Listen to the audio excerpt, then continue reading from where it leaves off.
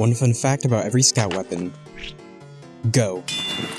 The Scattergun originally had a double shot mechanic that was scrapped early in development. This would later be reused for the Force of Nature. Saxton Hale canonically created and owns a chair made entirely out of Force of Natures. The Shortstop is the only scout primary to not have the weapon attribute of Scattergun. Instead, it's referred to as a pepper gun, which is just slang for shotgun. The Soda Popper's hype mechanic originally granted the user several seconds of mini crits instead of the infinite double jumps of today. The hype mechanic was also later reworked to charge from damage instead of running. The Babyface's blaster is modeled after the gun famously used by Bonnie Parker, one half of the infamous bank robbers Bonnie and Clyde. Despite this, the gun is still named after a completely unrelated bank robber, Babyface Nelson. The Backscatter is most famous for being used in the Penis Scout subclass, originally coined by True Blue Plays on Reddit. The subclass is likely named this because the Backscatter looks very, well, you know. The Winger is known for its bonus jump height while active, but this attribute wouldn't be added until over 2 years after the weapon was originally introduced. The Pretty Boy's pocket pistol originally gave Scout a permanent 15 extra max health. This was later changed to +3 health on hit in Gunmetal, then it was buffed to +5 in Tough Break. And finally, Jungle Inferno buffed it once again to +7 on hit, making this one of the most buffed stats in the game's history.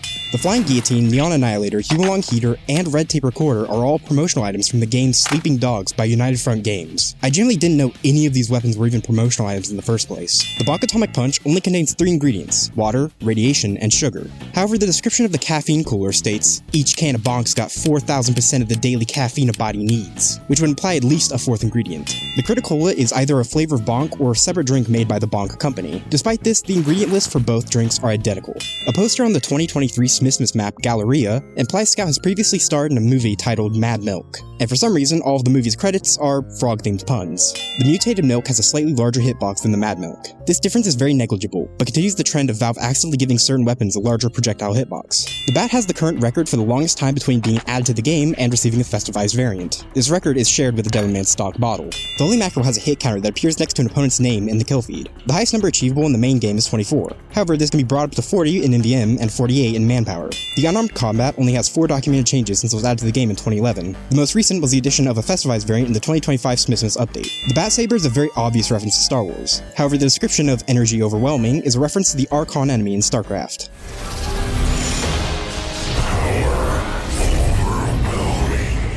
The Sandman's ball features the logos All Ballers League and Ball Fortress. This design is based off of the baseballs manufactured by Rawlings, whose model was officially used by the Major Baseball League. If a scout player uses the kill or explode commands in the console with the candy cane equipped, he will drop a small health kit, implying that the game counts this as a kill for the scout. The Boston Basher has not received a single balance change since it was added to the game in 2010.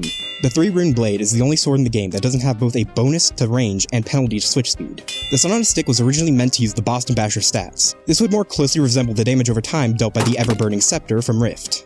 The description of the Fan of War is a parody of a haiku originally written by Matsuo Basho, a very famous Japanese poet from the Edo period of Japan. The Atomizer received a pretty substantial nerf in Jungle Inferno. This would remove the ability to triple jump while the weapon was holstered. Seeing as this remains Scout's most useful melee, this was probably a very good idea. The Rap Assassin's Bauble can occasionally hit enemy players through certain thin walls. This can most consistently be achieved at the spawn gates before a match is started. And that's every weapon for Scout, barring any he shares with the other classes, since those will get their own video at some point. I also want to quickly thank the incredible curators of the official TF2 Wiki where I got most of this information. This video would not have been possible without them. Well anyway, if you want to see this become a series, then please leave a like, comment, and subscribe so you don't miss the next installment. And with that, I'll see you next time, cuties.